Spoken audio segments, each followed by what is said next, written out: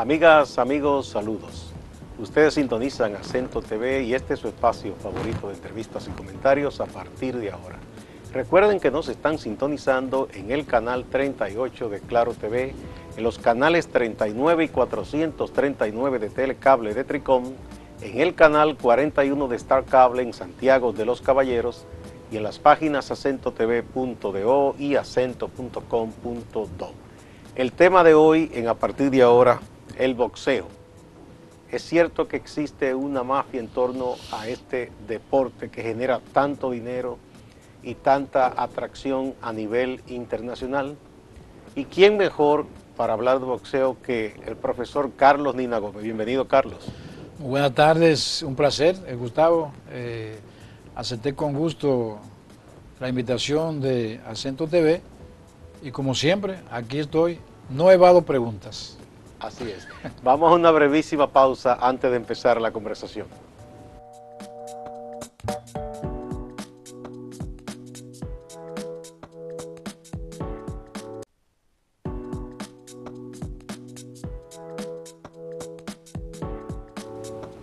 Gracias por permanecer a partir de ahora en Acento TV. Como anunciamos, aquí está el profesor Carlos Nina Gómez.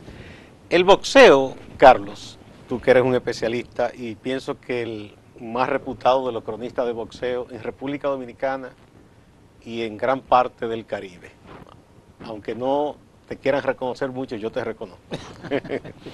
El boxeo, desde su inicio como un deporte ya organizado, porque es muy viejo, tuvo sus polémicas en Gran Bretaña, en otros lugares, ¿verdad?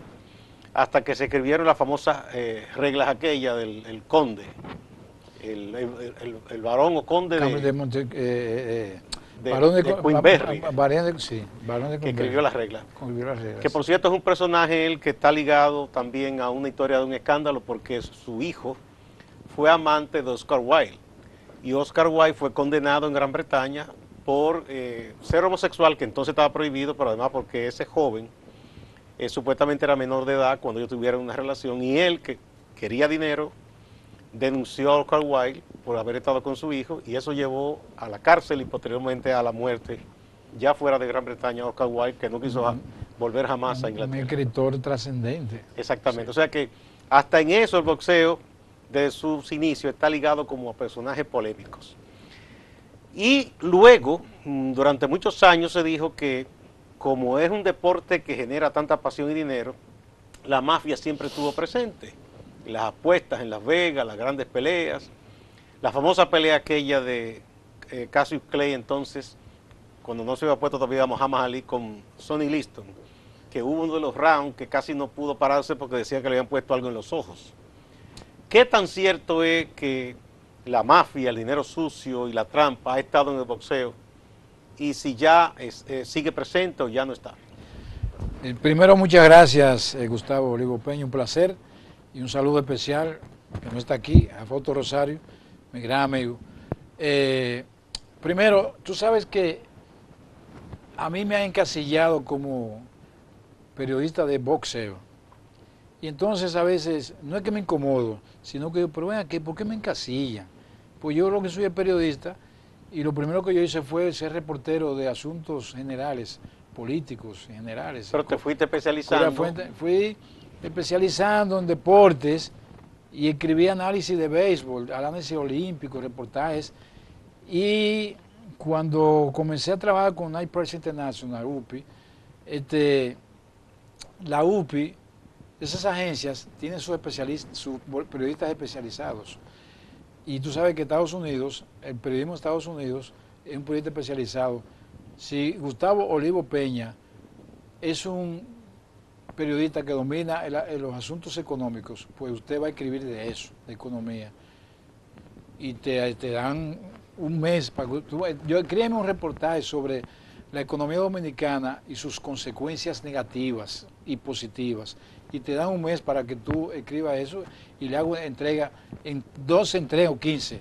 Y tú haces eso y lo vas a hacer bien porque tú dominas eso, investigación.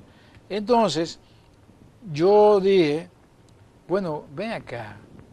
Yo practiqué boxeo cuando estaba pequeño y aunque sé de béisbol y algunos deportes, sobre todo el deporte olímpico, yo Y entonces hay muchos periodistas que conocen mucho el béisbol, y que aquí hay muchos periodistas de béisbol.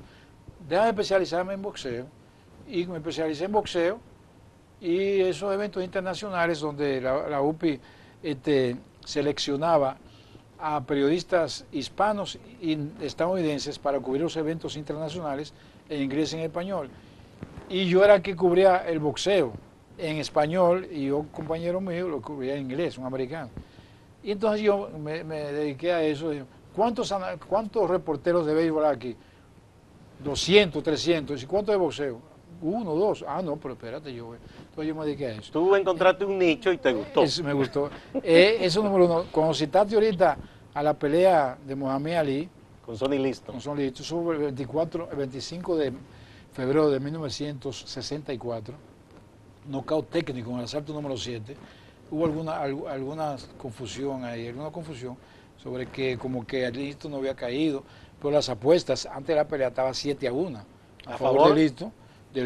Estos muchachos, Mohamed Ali tenía, no, y además que era un hombre con un golpe mortal. No, que había dentro, él agarró a Floyd Patterson, se lo tiró 7 veces a la lona, y era un monstruo.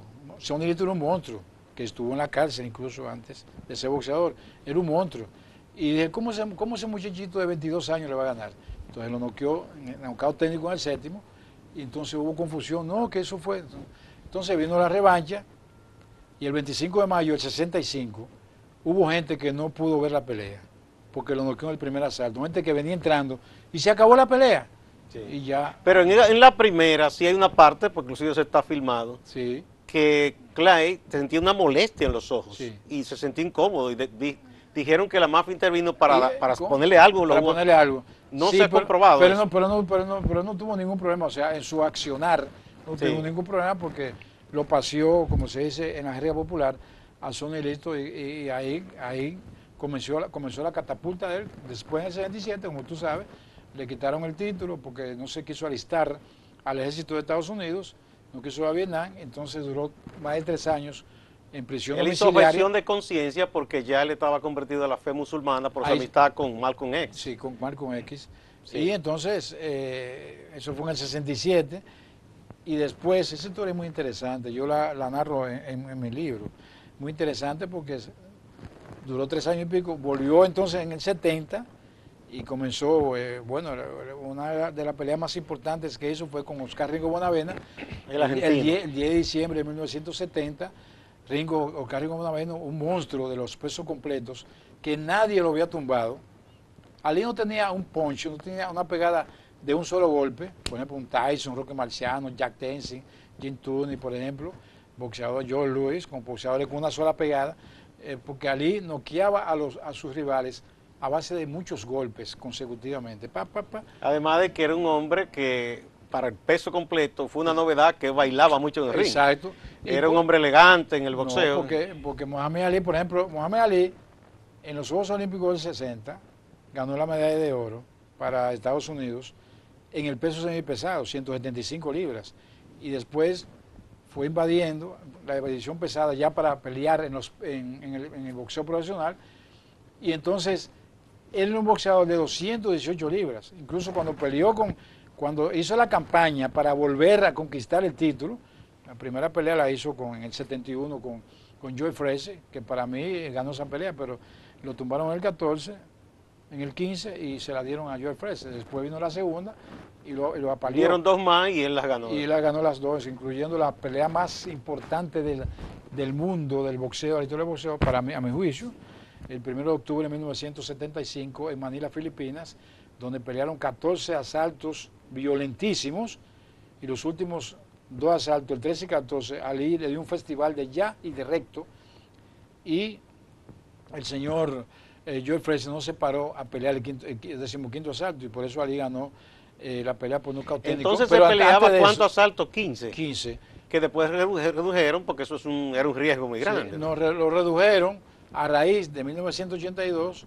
cuando Rainbow Massine peleó con Yu Kun Kim, un coreano. Sí, coreano, lo mató, y entonces a los 3 o 4 meses, el Consejo Mundial de Boxeo, con el liderazgo del fenecido José Soleimán, introdujo una resolución, votó una resolución para que las peleas fueran a 12 asaltos de títulos mundiales, sino a 5. Al año y pico, a los 2 años, entonces los otros organismos, la Asociación Mundial de Boxeo, que por cierto fue el primer organismo de boxeo mundial, en 1923, el Consejo Mundial del 63, la Federación Internacional de Boxeo en el 81 y la Organización Mundial de Boxeo en el 87. Esas organizaciones entonces aceptaron la decisión del Consejo Mundial de Boxeo y redujeron a 12 asaltos. Igual que aquello de que ahora con 3 knockdown ya suspenden. No, eso depende. Depende del sitio. El estado. Sí, depende, porque hay, por ejemplo, en Estados Unidos, donde se hacen las grandes peleas mundiales. En Las Vegas, ¿cuál es la regla? En Las Vegas. No hay caída, no hay decisión de los 3 asaltos. O sea, te pueden tomar... Pero el referee sí puede, de manera discrecional, decir, este hombre lo pueden matar, déjame parar la pelea. Te voy a explicar eso. Primero, hay estados en Estados Unidos donde los 3 asaltos, las 3 caídas. Las 3 caídas son asaltos. Para la pelea, gana el que dio los 3 knockdowns. Pero en la mayoría de los estados, de las ciudades, no es así. Pueden pelear. Por ejemplo, en el 2004, cuando Manny Pacquiao peleó con Juan Manuel Márquez, la primera pelea por el peso pluma, Manny Pacquiao lanzó 3 veces al piso, lo contaron 3 veces al señor Márquez. Lo que quiere decir, tú sabes, cuando hay un knockdown, 10-8, 10 para el que da y 8 para el otro. Entonces él dio 3 knockdowns, lo que quiere decir que él tenía 6 puntos a su favor ya en el primer asalto. Sin embargo, a partir del tercer asalto, yo digo a partir del tercero por el segundo, del tercer asalto, solamente un hombre de ring, que fue Juan Manuel Márquez. Muchos dicen, entre ellos yo, que Juan Manuel Márquez ganó esa pelea y terminó empate. Oye bien, 3 veces cayó algo en el primer asalto. Sin embargo, la pelea siguió porque no estaba el reglamento de las 3 caídas en el primer asalto. Pero dejamos atrás un poco, porque llegamos un poco con la cuestión de Muhammad Ali, que él venía haciendo campaña para reconquistar su título que había ganado en el 64, listo, y después ya se lo quitaron por lo que ya dijimos. Es uno de los hechos más infames e injustos que se han cometido. Claro que sí. Porque era asunto de racismo, sí, de todo ahí. Y entonces, y después a la larga lo reconocieron.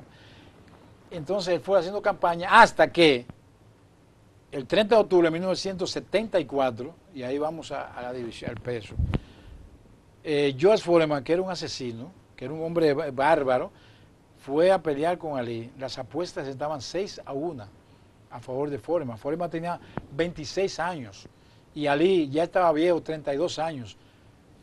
32 26, años. Un hombre con unos brazos. No, y 44-0, 40 knockouts.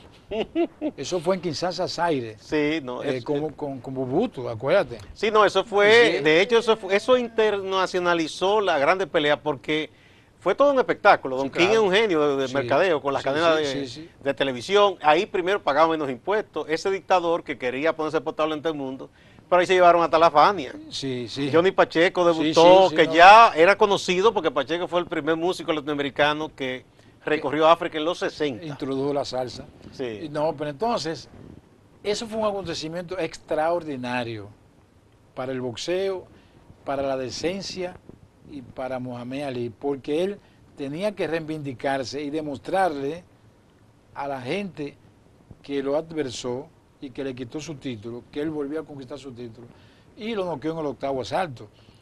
Muhammad Ali tenía 32 años. El señor George Foreman tenía 26 años, 44-0, 40 knockouts, 7-1 las apuestas a favor de Foreman. Lo noqueó en el 8º. Ali tenía 218 libras, Foreman tenía 260 libras, es decir, le llevaba de todo. Y Ali lo boxeó y lo noqueó en el 8º asalto. Que a partir de ahí, después de eso, prácticamente no fue nadie, George Foreman. Hizo por otra pelea con Johnny Young, con Jimmy Young, y perdió y se retiró, y entonces se metió evangélico, duró 10 años fuera de los cuadriláteros, volvió, y eso es un mérito para George Foreman, volvió a los 10 años, ganó 24 peleas corridas, y después fue por el título mundial, cuando peleó con Michael Moore, un zurdo, Michael Moore lo estaba paseando en el 10º asalto, y Michael Moore cometió el error de irse al cambio de golpes, y Foreman lo noqueó en el 10º. A los 45 años de edad se convirtió en el primer boxeador en ganar un título a esa edad, Después el récord se lo rompió Bernard Hopkins recientemente, cuando conquistó el título a los 46 años. Esa pelea de Zaire, yo recuerdo que hubo muchos escritos, más allá de los especialistas en el boxeo, de la inteligencia de Muhammad Ali, porque él dijo, bueno, quiero que me amplíe inclusive el ring porque voy a bailar mucho. Y entonces dicen que Foreman tomó hasta clase de danza. Porque dijo, no, este hombre va a bailar. Yo es un viejo, yo voy a bailar más que él. Exacto. Y él hizo lo contrario. Sí. Peleó todo el tiempo yéndose a la esquina. Y ahí lo cansó. ¿Tú sabes cuál fue la estrategia? Mira, el entrenador de Muhammad Ali era Angelo Dundee. Para mí, el mejor entrenador de la historia. Fue entrenador también de Sugar Ray Leonard. Angelo Dundee. Angelo Dundee no fue quien planteó la estrategia de esa pelea. La planteó el propio Muhammad Ali. ¿Tú sabes cómo fue? Peleando, danzando, yéndose a las cuerdas, Joel Foreman tirando golpes y pegó, casi todos los golpes los pegaba aquí. Nosotros hemos pasado varias veces a pelear, lo pegaba en los brazos.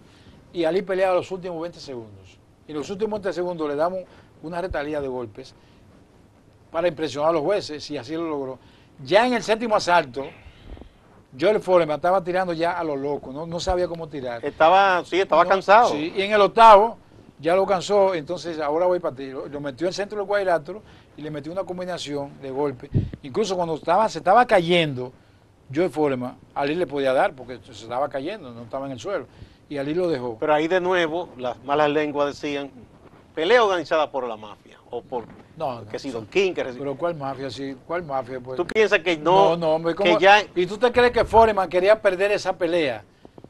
En esa pelea, por cierto, Muhammad Ali, además de que fue el filósofo del boxeo, y que fue el hombre que hizo que respetaran al atleta del boxeo, esa fue la pelea, la primera pelea donde más dinero se ganó.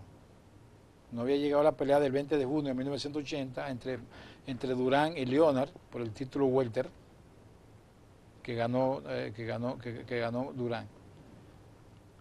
5.5 millones de dólares ganó Foreman y Ali ganó 5.0, o sea, 5 millones. Es decir, que eso fue, ahora fueran 400 millones de dólares. No, Ali ahora no pudieran pagarle. Mira, Ali, Roberto Durán, Julio César Chávez, Leonard, ganaran todo el dinero del mundo. Porque son épocas diferentes. ¿Y por qué se asocia siempre el boxeo a asuntos de mafia? ¿Será por el hecho de que esté en Las Vegas, las apuestas y esas cosas? No, porque si, por ejemplo, ha habido peleas arregladas, naturalmente.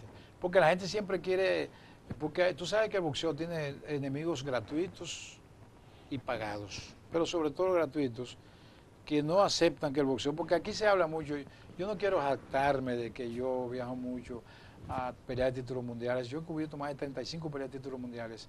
En Las Vegas he cubierto cerca de 18 o 20.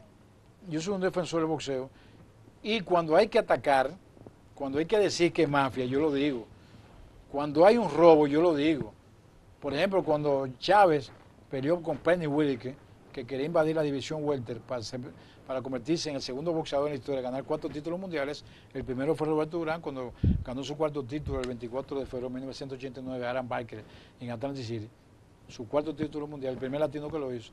Chávez intentó con Penny Whitaker, y Penny Whitaker ganó esa pelea, la ganó claramente, y le empataron. Yo escribí un artículo, y cito esta frase: la pelea la ganó Penny Whitaker, pero la mano larga, mafiosa de Don King se metió, que era el protector, era el promotor de Chávez, empató la pelea. Después Chávez hizo otro intento en 1996, 97, pero cuando en 96 hizo la pelea con Oscar de la Hoya, arriesgando su título welter junior. Oscar de la Hoya lo noqueó en el séptimo. E intentó después pelear en el welter, otra vez buscando el cuarto título, y Oscar de la Hoya lo noqueó otra vez. Así que Chávez no pudo ganar el cuarto título. Pero eso, pero para decirte, la pelea anterior fue una pelea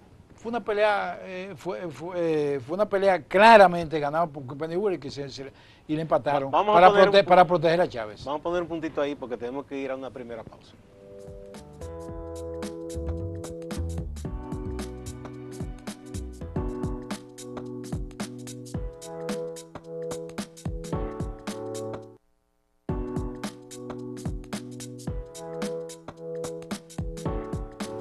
Muchas gracias por continuar en A Partir de Ahora. Seguimos conversando con Carlos Nina Gómez. Bueno, tú dices que ya eso que quizás se dio hace muchísimos años, en que la mafia compraba peleas o le pagaba a un boxeador para que fingiera un knockout, todo eso ya eso se puede descartar, pero existe siempre en todas las prácticas humanas, no solo en los deportes, gente poco ética que se presta a alguna simulación, a alguna mala práctica. ¿Cuáles son esas en el boxeo que se pudieran decir? Bueno, sí, no hay duda. Mira, hay peleas que antes de realizarse, ya de los 3 jueces, hay 2 que están comprados. Eso se tira. Por ejemplo, recientemente, André Ward con Jen Kovalev, un boxeador ucraniano, hicieron 2 peleas. Y esas 2 peleas para mí la ganó Kovalev y se la dieron a André Ward. ¿Por qué? Que lo pusieron ahora, y que me respete la gente de ESPN, en el top 10 de ellos, pusieron a André Ward en el número 1. Yo estuve en el top 10, escribí 2 artículos y lo puse en el número 10. Ellos lo pusieron en el 1 y yo lo puse en el 10. Y ocurre que el hombre se retiró ahora. Tanto en el top 10, el número 10, de acuerdo a los analistas de ESPN, se retiró. ¿Por qué se retiró? Porque él no era la gran cosa. No era la gran cosa. Y entonces esos jueces hay que repudiarlos. Pero eso no significa que el boxeo sea mafia. Mafiosos son esos jueces. Por ejemplo, el 1 de julio del año pasado, en Australia, Jeff Horn, boxeador australiano de apenas 26 años, peleó con Manny Pacquiao. Y Manny Pacquiao ganó claramente esa pelea. Además de que conectó los mejores golpes y más golpes, oye, además de eso, recibió varios cabezazos y se lo rompieron y todo. Y se la dieron a él. O sea, esa pelea estaba arreglada de antes. Pero En contra de una Manny decisión Pacquiao. muy localista, ¿eh? Sí, 51 personas había. Ahora se iba a pactar la pelea para el 12 de noviembre, pero se pospuso la revancha porque Pacquiao tenía mucho trabajo como senador de Filipinas. ¿Tú entiendes? O sea, eso se ha estilado. Pero como y el por boxeo, otra parte, estábamos hablando fuera de cámaras, que realmente hay países y hay comisiones de boxeo que aceptan, no sé si directamente o indirectamente, que se pacten peleas entre un boxeador que desde ya antes de subir al cuadrilátero sabe que va a ganar y otro boxeador novato. Entonces eso se llama fabricar récords a unos boxeadores con la finalidad de abultar su expediente profesional. Para que puedan optar por un título y una pelea de mucho dinero. Yo ahora mismo en Las Vegas, Nevada, conversé con, él mismo me llamó, Nina, ¿cómo estamos? Con el presidente de la Asociación Mundial de Boxeo, Gilberto Mendoza Jr., porque el presidente mítico de la AMB era su padre, que murió hace poco, Gilberto Mendoza. Me estuvo hablando de eso precisamente, de que aquí en República Dominicana había problemas con esa situación. ¿Aquí en República Dominicana? Sí, había problemas, que estaban haciendo récords a boxeadores y que la Asociación Mundial de Boxeo no aceptaba eso. Incluso me puso también el asunto de Jensi Lorenzo, el joven boxeador que murió recientemente, que quizás no fue por los golpes que murió, pero había tenido un accidente automovilístico antes de ir a pelear. O sea, no estaba autorizado, no podían validar esa pelea en razón de que el muchacho no estaba en condiciones de pelear. Y murió lamentablemente, repito, quizás no murió con los golpes, pero no estaba en condiciones físicas para pelear. Pero a todo esto, se supone que en los países hay una autoridad que norma este deporte profesional. El comisionado. Ese comisionado, por ejemplo, si va Juan Pérez, un boxeador, se supone que debe presentarse unos exámenes ante médicos. Exacto, sí. Para que digan si está en buenas condiciones, porque ha habido casos de boxeadores que, por ejemplo, han perdido la visión. Sí. Insisten en seguir peleando y un especialista le dice, no, usted no está bien, usted no ve bien, usted lo pueden maltratar mucho, tiene que retirarse. Exactamente. Por ejemplo, Agapito Sánchez, que en paz descanse, era un boxeador que no estaba en condiciones de seguir peleando, porque tenía problemas de la vista, precisamente cuando aquella vez, en el 2002, en Inglaterra, él iba a pelear y la comisión médica, el comité médico no autorizó porque hicieron examen de la vista y se demostró. Entonces ahí fue el comité médico de allá de Gran Bretaña. Sí, de Gran Bretaña, el comité médico. O sea, las comisiones tienen un comité médico. Las comisiones tienen un comité médico que examina a los boxeadores y puede validar en el sentido de visión y de todo. en respecto a visión, él tenía problemas. Incluso en el 2001, cuando él peleó con Manny Pacquiao, él tenía problemas. No tenía reflejos, no tenía una buena vista. Yo le dije a él una vez que no peleara con Joan Guzmán porque él no tenía condiciones para ganar a Joan Guzmán. Y el 20 de febrero del 2004, él peleó con Joan Guzmán y Joan Guzmán lo noqueó en el séptimo. A Agapito Sánchez, que era un excelente boxeador, tremendo Pero boxeador. Ya su tiempo había Pero pasado. ya el problema de la vista, estaba joven, que murió precisamente un asesino, lo mató ahí, un guardia lo mató. Entonces, ese tipo de cosas se dan, que eso es irregular, que quizá haya un país que se preste o no sea, vamos a decir, para no ser tan duro decir que se preste, que hay países donde son más rigurosos con las normas que otros. Y quizás los promotores se aprovechan de un país de poco rigor y vamos a montar una pelea ahí para ir haciéndote un récord rápido de mucha pelea ganada, para que entonces opte por una pelea de dinero. Entonces, eso es un hecho. El otro es, siempre se ha dicho que hay grandes promotores a los cuales se les facilitan las cosas. Es decir, no es lo mismo un boxeador que esté, por ejemplo, en la empresa de Don King, cuando Don King estaba en su apogeo, que tuvieran una empresa de otra persona que no tuviera la influencia y el dinero de Don King. Porque Don King podía arreglarle una pelea de dinero, e incluso muchas veces veía uno que antes de una pelea que podía venir a tantos meses, uno de esos boxeadores lo ponían a pelear con alguien que se sabía que él iba a noquear rápidamente. Exactamente. Eso ha existido. ¿Y por qué se le permite a esos personajes eso? Bueno, porque ahí entra el negocio sucio. Y yo, te repito, yo he combatido eso, pero eso no quiere decir que el boxeo sea una mafia y nada de eso, porque es que es muy difícil que dos boxeadores que ya yo sé que voy a perder. Aquí hay un boxeador, un ex boxeador, que es un charlatán, un ex boxeador, que después que no podía más, que entonces él peleaba en Puerto Rico, peleaba en Nueva York y se tiraba. Le daban $5,000 para que perdiera. Entonces ese tipo se prestaba para hacer récord a los otros boxeadores. Pero se vendía barato. Se vendió, pues yo te digo, yo te digo una suma, pero lo hacía. Y eso es, y eso en cualquier momento yo una vez lo voy a decir. Porque dicen que yo soy muy radical, que no, eso es radical, es un problema de la verdad. El periodismo es verdad. El periodismo es decir la verdad siempre. La verdad contra la mentira. Y cuando se hace un periodismo subjetivo, cuando se hace un periodismo que tergiversa, que distorsiona la verdad, hay que combatirlo. Porque en este país, precisamente, el periodismo ha tenido muchos problemas por eso.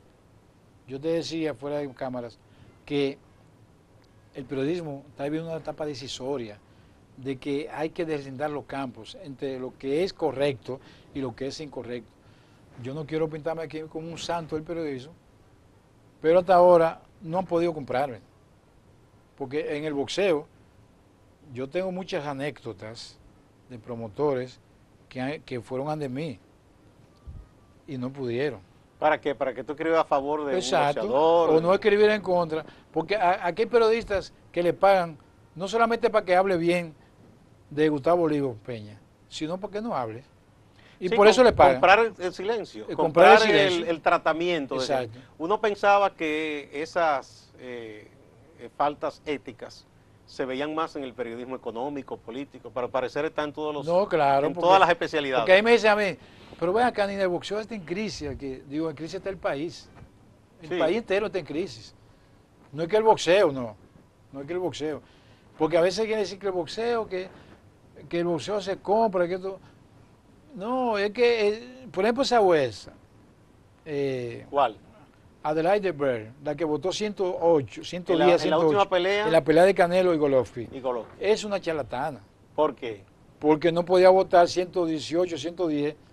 Ella le dio prácticamente 10 asaltos a Canelo y 2 solamente a Golovkin, cuando no fue así. Naturalmente. Fue una pelea muy equilibrada. Sí, naturalmente el boxeo es un deporte de apreciación. Los jueces aprecian. Tiene mucho de subjetividad también, para el juez que está ahí. Claro, porque Es que el juez, Por ejemplo, el juez es un ente subjetivo. Los que somos profanos, que solo nos gusta disfrutar de deporte, uno no entiende eso de por qué dan punto a veces, y tú dices, pero no están viendo lo mismo. Exacto. ¿Y por qué no le dan punto? Porque eso depende también. Un tipo que sepa de boxeo. Por ejemplo, en la pelea de Canelo Álvarez y Golovkin, la gente me tiene en la calle, atosigándome.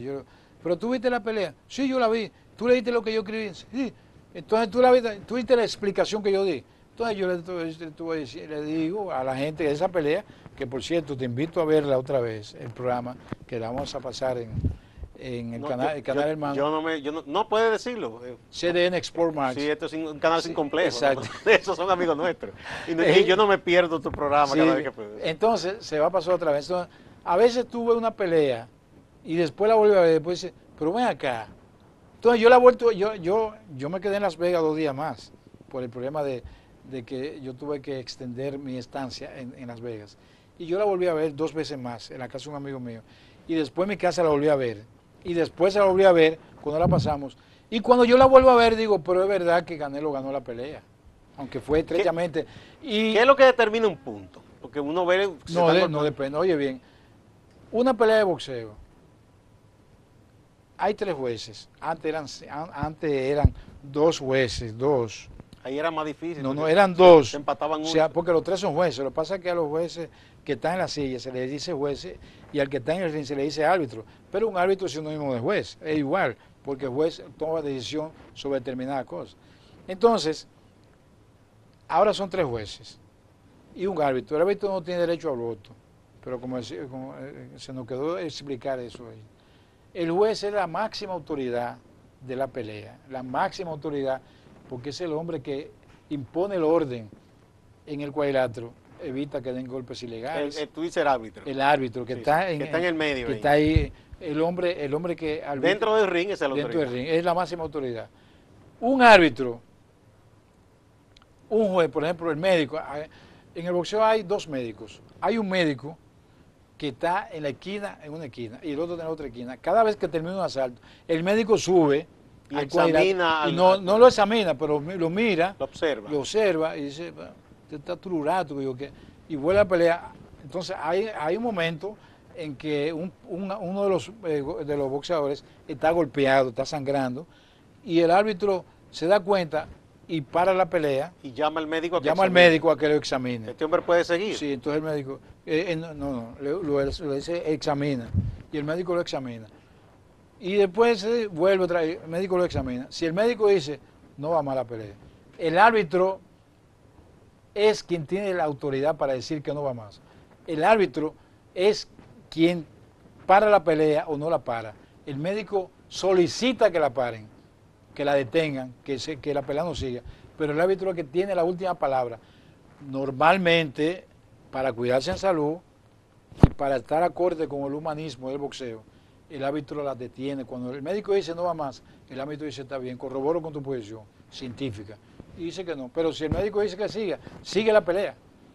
Entonces ahí se produce, si el árbitro para la pelea, un knockout técnico.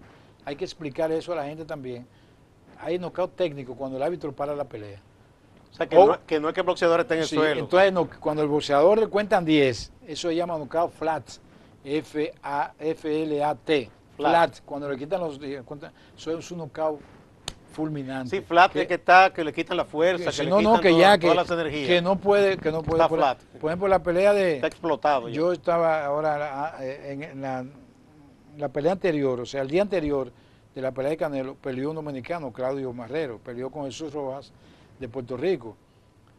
Y en el 7º asalto, faltando 2 segundos, el boricua sacó una derecha así y lo mandó a la lona. Y entonces ya la pelea tenía que pararse ahí porque ya los 2 segundos, pero la pelea no salva ahí, sino que le comenzó a contar el árbitro. 1, 2, 3, 4, 8, para que se parara. Y el tipo no se paró, contó 10 y dijo no más. Entonces eso se llama knockout técnico porque el árbitro paró la pelea. Paró la pelea porque le dijo algo para que respondiera y no reaccionó bien, reaccionó. ¿Qué es lo que le preguntan? ¿Cuál es tu nombre? No, a veces le preguntan, ¿cuál es tu nombre? Yo me llamo Fidel Castro. Ya. Sí, ya, Y el hombre se entonces, llama ese hombre está José loco. Pérez. Eso está loco, está loco. Entonces, no, eso ha ocurrido. No, porque pierde el sentido de la realidad. Pierde las neuronas. Sí. Entonces, eso es lo que ocurre para que la gente sepa. Y con el caso de Canelo Álvarez y Gennady Golovkin, que la gente no sabe, a veces yo lo escribo, pero la gente lee tan poco, ¿no? Entonces hay tantos analfabetos en este país. Pero no se preocupe, profesor, que lo importante es si uno lo lee a usted y lo entendió. Pero yo le escribo, ¿y dónde es ese ruso? No, Gennady Golovkin es de Kazajistán. Era de la antigua Unión Soviética. Entonces ya no. yo lo escribo así. El Kazajistán es un país que se encuentra en el centro de Asia y un poquito más para allá de Europa. Y yo le explico eso.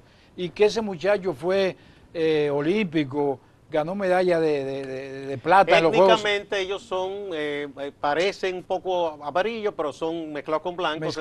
Porque eso en la frontera sí, ahí. Exacto, sí. Hay varios países así. Exacto. Que eran parte de la antigua Unión Soviética. Exactamente. Entonces yo le explico eso. Por cierto, que de esa zona del mundo, profesor, están viniendo muchos boxeadores que antes no había profesionalismo y son buenos. No, claro. Por ejemplo, de Ucrania, los hermanos Klitschko, que acaban de retirar, se retiró Vitaly Klitschko y Vladimir Klitschko acaba de retirarse también. Esos tipos llegaron a ser campeones mundiales varios años, con 15 y 16 defensas. Los hermanos Klitschko, que fue ya en la época de la crisis de la división de los pesados, cuando se fue Tyson, cuando se fue Holyfield, cuando se fue Larry Holmes, de esta época de ahora. Entonces llegaron los Klitschko y esa división sigue en crisis, la división de los pesados, ahora la división fuerte, hay dos divisiones. Hay televisiones, la Vuelta Junior y ahora la Mediano, con Golovkin, Canelo, esa gente. Entonces, no se puede culpar, por ejemplo, esta tipa da esa decisión, la jueza Adelaide Berg. Entonces, no se puede culpar al boxeo por eso, hay que culpar a ella y meterla presa y botarla allá por charlatana. ¿Tú entiendes? Esa mujer no vuelve. En el 2014, 2013, yo estuve en esa pelea, 14 de septiembre de 2013. ¿Cuál pelea es esa? La que yo te voy a decir ahora. Sí.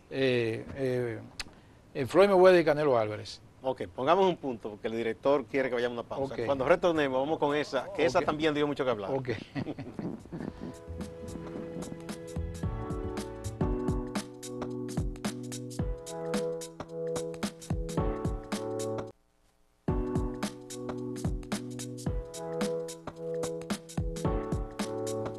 Continuamos con el profesor Carlos Nina Gómez, hablando de boxeo y otras cosas. Pero usted mencionó antes de que fuéramos a la pausa de la pelea famosa de Mayweather y Canelo, que la ganó Mayweather, que está invicto. ¿Qué pasó ahí?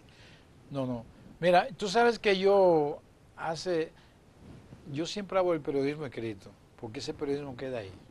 Bueno, el profesor maestro Bienvenido Álvarez Vega dice que nosotros hacemos el archivo para los historiadores. Por eso hay que escribir las cosas. Es el que queda, la cinta se daña. Cada vez que los historiadores van a escribir un libro, van a la fuente documental. Entonces, por eso es que el periodismo escrito, yo he estado en todas las áreas del periodismo, en todas, pero a mí lo que me gusta es escribir, mi periódico. Entonces, yo escribí 4 meses antes de que se pactara la pelea, un artículo en el periódico El Fue en Caribe. 2004 esa pelea. Esa pelea, no, 2013. 13. Sí, 14 de septiembre de 2013. 13. Yo estuve en esa pelea en el NGN. Yo escribí, antes que se pactara la pelea, que se estaban haciendo los arreglos, Canelo, no te atrevas, así titulé. Y desarrollé el artículo diciendo, no puedes pelear con Floyd Mayweather Jr. porque no tiene posibilidad de ganar. En la pelea de 154 libras, Canelo era campeón, super welter del Consejo Mundial de Boxeo, y Mayweather era campeón super welter de la Asociación Mundial de Boxeo. Iba a unificar el título, ¿verdad? Y ya, eso fue en 14 de septiembre, pero ya el 5 de mayo precisamente del 2007 hubo una unificación al título super welter entre Oscar de la Hoya y Floyd Mayweather Jr. Mayweather Jr. Eso fue una de las grandes peleas y de las peleas más difíciles que ha tenido Floyd Mayweather Jr. con Oscar de la Hoya. La pelea fue dividida la decisión a favor de Mayweather. Una pelea que si se hubiera dado de la Hoya también. Después de la Hoya ya fue descendiendo y en el 2008 peleó con Manny Y entra Pacquiao. en vicio y cosas. Manny Pacquiao lo pulverizó. No, si no se detiene lo matan en ese Sí, momento. perdió en el octavo asalto. Cuando estaba sentado en los dije, sí puede seguir, después, no puedo seguir. Y ganó No por tenía un nocaut. ojo como una pelota Sí, de softball. Entonces, esa pelea, hubo un solo hombre en el cuadrilátero. Yo di favorito a Mayweather, honestamente. Y que fue Mayweather. Para mí, esa derrota del señor Canelo Álvarez le sirvió de experiencia y de triunfo. Porque a partir de eso, muchacho aprendió a boxear, ha aprendido en esos 4 años. Esa es su única derrota. Su única derrota. Él tiene 52 peleas, 2 empates con 34 nocaut y 49 victorias. Canelo Álvarez, 2 títulos mundiales, Super Welter, 154 libras, y mediano, 160 libras. Es decir, que ahí ganó el que tenía que ganar. Era muy bueno, no había ninguna posibilidad de que él ganara. Todavía estaba para mí, todavía muy inmaduro para pelear con Floyd Mayweather Jr. Y hablamos la otra, de la pelea de Hagler con Leonard, ¿verdad? Sí. 6 de abril del 87. Sí, sí. Que Leonard ganó esa pelea con Hagler. Fue una pelea bastante reñida. Eso desencantó mucho a Hagler. Sí, pero cometió el error de su vida.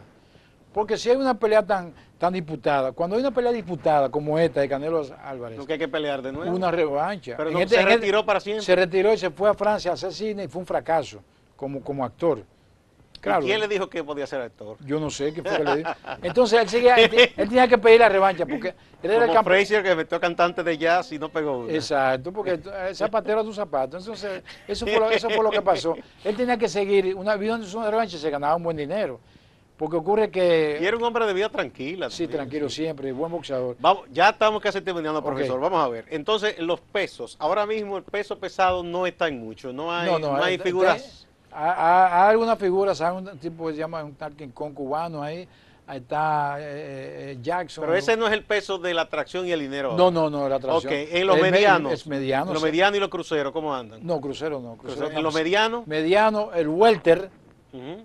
y el welter junior. Welter junior porque ahí está Terry Crawford, que a mi juicio ahora debe ocupar el primer lugar entre el top 10 porque es un boxeador 32. Mayweather ya no va a 32. volver. Bueno, es una cuestión que yo no me atrevo, porque Dicen aquella que vez no, pero- decían que yo estaba loco, decían que bueno, y yo dije que él tiene unas vacaciones Aunque especiales. hizo una comedia y se ganó un dinero Sí, con, yo. con McGregor. Redondeado, 300. Cualquiera. 300 millones. Ha sido la teta que más dinero ha ganado, más de 1.000 millones. Sí, de dólares. dicen que los únicos 3 que han llegado a 1 billón en inglés, que es 1.000 millones, 1.000 millones. con el deporte han sido él Tyler Wood, y el basquetbolista Michael Johnson. Michael Jordan. Jordan. Bueno, Esos son los únicos. Sí, pero Jordan. Pero en el deporte, porque Lo hay que- otros que lo han ganado haciendo otras cosas. Lo que pasa es que Jordan también ha ganado dinero con la publicidad. Jordan se ganó el año pasado 100 millones. No, de ya dólares. Jordan es una marca, eso. Una marca. Entonces, eso en esos pesos. Otra cosa, ¿cómo anda República Dominicana en el boxeo en estos momentos? Muy Tenemos mal. figuras que... Mal. Ahora mismo una figura nada más, que había la mejor fortuna. Claudio Marrero acaba de perder su título, que hizo una sola defensa, lo ganó en abril. Pero este muchacho que ganó un título en Rusia, que le dicen Mangú, él jamás volvió. Es un muerto. Ay, no le digas así. Sí, hombre, yo lo digo, pero es que yo lo digo, es el problema. El problema es que yo dije, eso fue una chepa, y entonces cometió el error de ir a la revancha y al mismo sitio. Un rayo no cae 2 veces en un mismo sitio. El ruso comió Mangú también y le dio Y Mangú. le dio mangú, Bueno. no lo ligó con puré de papa. Bueno, entonces, de 2 países que han tenido muchos boxeadores y muchos campeones, México y Puerto Rico. Dicen que Puerto Rico es una escuela, Sí, es un estilo. y Panamá. ¿Cuál de los dos, entre México y Puerto Rico, usted entiende que ha tenido más gloria en el No, boxeo? voy por la milla, por México por la milla. México. Pero, ¿Y Panamá? Pero México es un país de 119 millones. Bueno, si vamos a cantidad, sí, yo digo No, proporcionalmente. pero por esa yo te voy, ahí que voy. Porque Puerto Rico es pequeño. No, por ahí que voy. Por eso Puerto Rico es tan grande, que con solamente 3.5 millones de personas Y ha tenido muchos ha tenido campeones. más de cerca de 60 campeones mundiales. Y México ha tenido cerca de 160 campeones mundiales. En México, en todas las ciudades hay un gimnasio de boxeo. Sí, en República Dominicana no hay un solo. Hay mucha pasión por el boxeo en México. En Panamá, Sí. porque la gente menciona siempre, bueno, a Durán, que Sí, es un pero ícono, no, pero sí. ha tenido muchos más. Ha tenido Hilario Zapata, Eusebio Pedrosa, ha tenido varios campeones mundiales. Panamá es una escuela de boxeo. Nicaragua hace mucho que no da un argüello. Nicaragua, no. Bueno, dio a Román Chocolatico González, que acaba de perder. Bueno, perdió la primera pelea, se la quitaron. Esta la perdió porque parece que su entrenador, que murió reciente, Alfonso Obando, le hizo falta, su entrenador de toda la vida, pero Chocolatico González tenía 46-0. ¿Cuál ha sido el más grande de todos los tiempos en el boxeo? Usted tiene el libro mío. Lo que pasa es que tú quieres que yo te lo diga. Pero claro, Sugar Ray Robinson. Sugar Ray Robinson. Y el segundo, Muhammad Ali. El tercero, Joe Louis. El cuarto, Harry Armstrong. El quinto, Jack Dempsey. En ese top 5. En ese orden. En ese top 5, en ese orden. ¿Y de República Dominicana? Joan Guzmán todavía sigue siendo el mejor boxeador de la historia. Joan Guzmán todavía lo podría superar Javier Fortuna, pero tiene que andar rápido. Tiene que andar rápido. Sus promotores, sus manejadores, sus técnicos, tienen que andar rápido con él porque se le puede hacer tarde. Ahora está invadiendo la división ligero, 135 libras, y quiere desafiar a un tipo que se llama Mekki García, 32-0, 28 knockouts, un asesino, pero para mí se puede salvar porque Mekki García va a invadir la división del peso fuerte junior porque quiere desafiar a Terry Crawford. Vamos a ver, Manguita, César Mercedes, su apoderado, dice que posiblemente pelee este mismo año por el título mundial. Ha ganado 2 títulos mundiales, ganó el primero. ¿Podría República Dominicana convertirse? Porque hubo muchas esperanzas cuando se construyó el Coliseo de Boxeo. El Coliseo de Boxeo, que está como subutilizado. Un elefante blanco. ¿Podría República Dominicana con el tiempo lograr que aquí se monten carteleras mundialistas buenas? No, ninguna posibilidad. ¿Por qué no? ¿Por qué no? Porque lo primero es, tú sabes más que yo de eso, porque tú dominas la economía. Aquí no se pueden presentar peleas de títulos mundiales, porque el dólar, con la prima del dólar. El problema del cambio de la moneda. Y además no hay protección empresarial, ni privada, ni pública. Yo he escrito mucho de eso. A mí me dicen, Nino, estate tranquilo. Digo, que me esté tranquilo de qué. Hay que decir aquí, el empresario dominicano no apoya el boxeo, ni el Estado tampoco. Entonces, cuando se hace campeón un boxeador, entonces vienen a abrazarlo y a tirarse fotos. ¿Tú entiendes? Eso es lo que pasa. ¿Siguen siendo precarias las condiciones en que nuestros muchachos de boxeo practican? Muy precarias. Acabo de escribir en estos días una serie de 3 artículos hablando por qué marginan el boxeo. Y hablo de que aquí ningún ministro de deportes en la historia de este país, desde que se creó el Ministerio de Deportes, primero la Secretaría de Deportes, el 1 de enero de 1975, con Justo Castellanos Díaz, fenecido, fue gran periodista, buen periodista, yo lo cito mucho en mi libro. Aquí ningún ministro de Deportes ha auspiciado la construcción de un gimnasio de boxeo. Yo cito en esos 3 artículos que una vez, claro, no digo el nombre porque incluso es amigo mío, me dijo a mí, Nina Gómez, esta Secretaría de Deportes va a llenar el país de gimnasio de boxeo, y no construyó un solo. Y ninguno, aquí no hay un gimnasio de boxeo que haya construido el Estado. ¿Ahí tú piensas que hay un prejuicio incluso hasta de clase contra el boxeo? Sí, contra el boxeo. Yo lo he dicho. Ahora mismo he escrito unos artículos sobre el pabellón de la fama del deporte dominicano, que yo le puse el pabellón del olvido, porque se olvida del boxeo. Por ejemplo, y lo voy a decir aquí otra vez, Ramón Pina Acevedo, independientemente de su criterio, que bueno, es un ícono del boxeo aquí. Ramón Pina Acevedo, un gran impulsador. 24 años siendo comisionado de boxeo de este país, creó el reglamento del boxeo, lo escribió. Ramón Pina Acevedo, vicepresidente del Consejo Mundial de Boxeo, vicepresidente de la Asociación Mundial de Boxeo, en este momento miembro del Comité Ejecutivo de la Organización Mundial de Boxeo, primer presidente de la Organización Mundial de Boxeo, 2 periodos consecutivos. Yo estuve en esa convención, 1987, 89 y 90, 89 91. Primer presidente de boxeo, porque primero fue Batista Salas, interino a los 3 meses, entonces hizo una convención y Pina Acevedo fue el presidente 2 veces consecutivas. Le han hecho todos los homenajes organismos mundiales como el Consejo Mundial de Boxeo, la Asociación Mundial de Boxeo. Y aquí no. Y aquí no lo quieren inmortalizar. Yo lo he escrito y lo voy a seguir escribiendo. Entonces, marginado el boxeo. Julio César Green, 2 veces campeón mundial del peso mediano. En la historia del boxeo, nunca un boxeador dominicano ha sido campeón en el peso mediano 2 veces. Que solamente México ahora con Canelo Álvarez. Hasta hace muchísimos años, México no había tenido un campeón mundial del peso mediano sólido. Primero fue Julio César Chávez Jr. y después Canelo Álvarez. Porque los mexicanos siempre son en las divisiones pequeñas.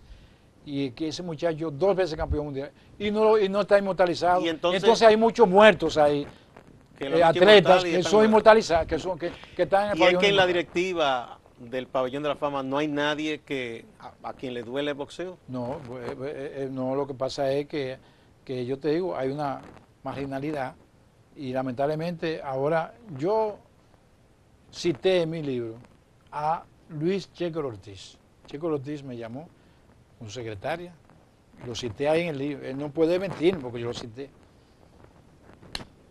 A mí me gusta mucho la polémica, porque dicen que la polémica es buena cuando el debate es decente y de altura, no hay que temerle. No, yo no le temo al debate. Me dijo, Nina Gómez, yo quiero que tú me hagas una selección de los atletas, exatletas, que para ti del boxeo pueden ser inmortales. Y yo le hice, se la mandé, se la entregué personalmente, porque yo no mando nada con él, yo le entrego personalmente al secretario. Mira, aquí tiene el expediente. Le puse a Manuel de Jesús Herrera como olímpico, le puse a Julio César Green, le puse a Ramón Pina Acevedo. Y después que yo le hago eso, que él me lo pido, ponderaciones, no le hice caso. ¿Qué tiempo hace? Eso hace como 2 años. No le hizo caso y ahora yo lo volví a citar. Y entonces cito ahora a Dionisio Guzmán, que es el nuevo presidente del Pabellón de la Fama, y tampoco hacen caso. Entonces yo, como el arma del periodista es su pluma, su columna, pues yo en mi columna yo lo digo. Y en mi programa lo digo. Y me voy al debate, si yo quieres. Que hay gente ahí que no puede estar en el Pabellón de la Fama. Muchas veces uno escucha en el ámbito de los olímpicos, de la gente de deporte, que dicen que no es bueno que los muchachos, una vez que van a una competencia, que entonces como que vienen los promotores y le dicen, mira, tiene que ser profesional para que gane dinero, que deben permanecer más. ¿Qué tú piensas de eso?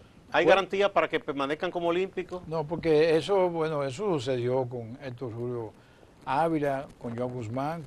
Cuando ya ellos pasaron su ciclo, el ciclo es Centroamericanos y el Caribe, Panamericanos y Olímpicos, pasaron su ciclo. Y campeonato mundial, campeonato centroamericano del Caribe de boxeo, campeonato... Una medalla. Sí, exacto, ya pasaron un ciclo y pueden pasar al boxeo profesional. Porque además tienen que vivir. Claro. Y no pueden dejar de ponerse bien. Exactamente. Este muchacho pasó su ciclo, Félix Díaz Guzmán, ganó medalla de oro en el 2008 en China, el único boxeador en la historia que ha ganado una medalla de oro en unos Juegos Olímpicos. Antes, precisamente la primera medalla de oro, y yo lo sé, la primera medalla olímpica que tuvo este país. Fue un boxeador. Fue un boxeador, pero Julio Nolasco, en 1984. Lo mataron a él. Sí, también. En los Juegos Olímpicos de Los Ángeles, en el 84, ganó una medalla de bronce. La primera medalla.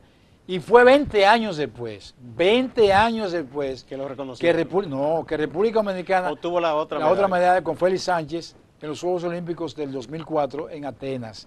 En Grecia, 20 años después. O sea que no es tan fácil la medalla Pero olímpica. de 7 medallas, hay 2 que son de los del boxeo. Bueno, que me diga a mí si el baloncesto da una medalla olímpica, si el béisbol da una medalla, si el tenis ha dado una medalla. Olímpica no. ¿Ha dado medallas? No. De oro. No han dado nada. Entonces, aquí hay cuchumil canchas de baloncesto, cuchumil estadios de béisbol, hasta de softball, que es un deporte malo, un deporte que no tiene ningún... Entonces el boxeo. Dice un amigo mío que es de los peloteros que ya están pasados de libra. Sí, cuando ese softball chata. Usted y yo podemos jugar softball. Sí. No, yo no juego nada de eso. Yo camino 7 kilómetros en el mirador. Tenemos que irnos, querido profesor Carlos Dina Yo no Gómez. quiero, yo te iba a decir, porque yo nunca te voy a saherir a ti, pero que a veces me dice, el profesor, yo no soy profesor, yo daba clases. Bueno, lo que pasa es que mucha gente yo soy periodista. Reconoce tu conocimiento y como tú enseñas, te dice cariñosamente profesor. Bueno, pero mi amigo Carlos Dina Gómez. Exacto. Tenemos que irnos. ¿Tiene futuro el boxeo, sí o no? hay futuro dependiendo, primero, de la protección del Estado y segundo, de la capacidad que tengan los promotores y los entrenadores de lidiar con esa situación de crisis que afecta al boxeo y naturalmente afecta a nuestros boxeadores porque no tienen gimnasio. El gimnasio es la principal herramienta. O sea, que es apoyo prácticamente, es apoyo del Estado básico que necesita primero. Yo no estoy diciendo que el gobierno es malo, del Estado, de todos los gobiernos. No, son políticas públicas. Exactamente, no hay una política, aquí no hay una política deportiva efectiva. Aquí hay mucho bla, bla, bla, bla, bla, nada más. Bueno, vamos a despedir entonces con eso último. Muchísimas gracias, muchísimas gracias. Okay. Amigas, amigos, no se vayan, que hay más en Acento TV.